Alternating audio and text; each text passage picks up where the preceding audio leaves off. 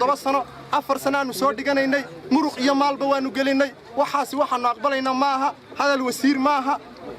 waxaanu aragnaa inay tahay wax mu'aamarad oo laga dambeeyo gobolka waxa ku yaal jaamacada bareefada waxa ku yaala kuwa quality liita waxa ku yaala kuwa sanad furaa waxaanu aragnaa inay tahay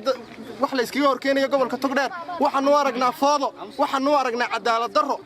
wasiirku anaga ayahayaga hadaan dhalinyaranahay kamu talinin shakhsiyadeyda markan ka hadlo ardayad baxaysa baan ahay waa la igu tabcay 3 sano wax soo dhiganay maanta tacabkayga inuu meel ku rido oo aanu isu diyaarinay xafladeedii qalin jabinta oo yiraahdo jaacadad ka qalin jabinaysay waa fake oo aan kala noqday rusqadii ma aha mid aan marnaba aan anigu ka sugaynay wasiirkayga aan wuxuu dhibaynay waxna bariyay arintana waxa u muuqata inay tahay arin laga soo shaqeeyay anigu maanta waxaan ku faraxsanahay qalin jabinteeda aan ku faraxsan inuu maanta hadana soo ku celceliyo rusqadii baan kala noqday ma aha mid aan marnaba anigu aan ka sugayay wasiirka si noo qalanta hadaan ubadkii dalka nahay ubadkii dalka markaan nahay waxaan anigu ku maamulayna maamulkan imkaan ugu bartaa maxaan ku maamuli karaa wasiirku hadee madaxda maanta ay maamulaysa ay wado xun ii jeexaan aniguna wadada way ii jeexeen wadadeeda ayaan ku maamulaya dadka iga dambeeya inta daraadeed waxaan ku sii dari lahaan wax badan kuma darayo dadka ay khusayso dhammaan maamulka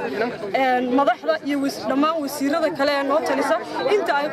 khusayso arintayadaas wax barashada la xidhiidha waxaan leenahay hoos loo eego maalintii bandhigga la qabanayay maalintii hibooyinka kaalinta saddexaad bay soo gashay ardayda ka qalin jabisa waa ardayda ugu sarreysa jaamacadda ka dhisan gobolka Togdheer waxaanu qaadanay ama aanu haysanaa shahaadooyinka ugu tayada fiican leh waxay ardaydu tahay kuwa ugu sarreeya kuwa haysta masabada ugu sarreeya ee lagaga shaqeeyo magaalada Burco waxaanu 100% ka soo horjeednaa wasiirkana aanu amrayna inuu ku noqdo ama aanu ka codsanayna inuu dib u eego barnaamijkii lagu dhawaaqay waa gef waa qalad lagula kacay ardayda dhigata jaamacadda Togdheer International University